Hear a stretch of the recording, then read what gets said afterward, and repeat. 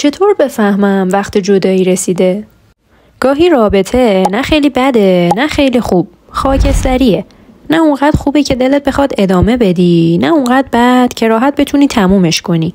اینجاست که بیشتر آدم‌ها سردرگم میشن.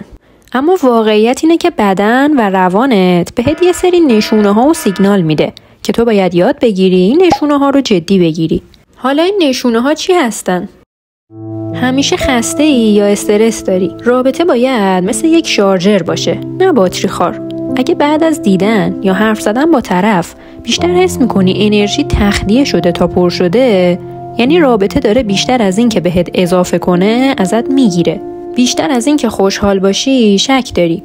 وقتی مدام باید حدس بزنی طرف چی میخواد و چطور واکنش نشون میده یا فردا چه حرفی میزنه. رابطه سالم باید حس پیشبینی پذیری بده. اینکه میدونی طرفت قابل پیشبینیه، نه اینکه هر روز توی بازی معمای جدید گیر کنی. با خودت صادق نیستی.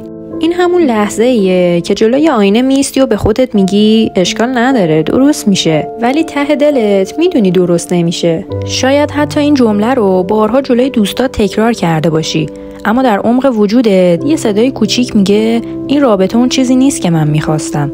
هیچ پیشرفتی نمیبینی. بارها حرف زدی، بارها از نیازها و ناراحتیات گفتی، اما همه چیز فقط در حد صحبت باقی مونده و تغییر واقعی اتفاق نمیفته. رابطه‌ای که حرکت نکنه کم کم به باتلاق تبدیل میشه. هرچی بیشتر بمونی بیرون اومدن ازش سخت‌تر میشه. خودت رو گم کردی.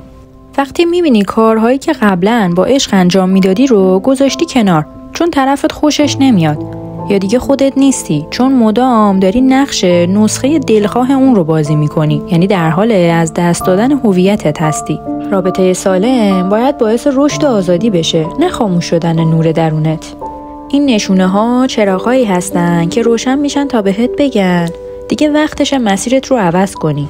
شنیدن این صدا سخته، اما نشنیدنش خیلی پرهزینه تره.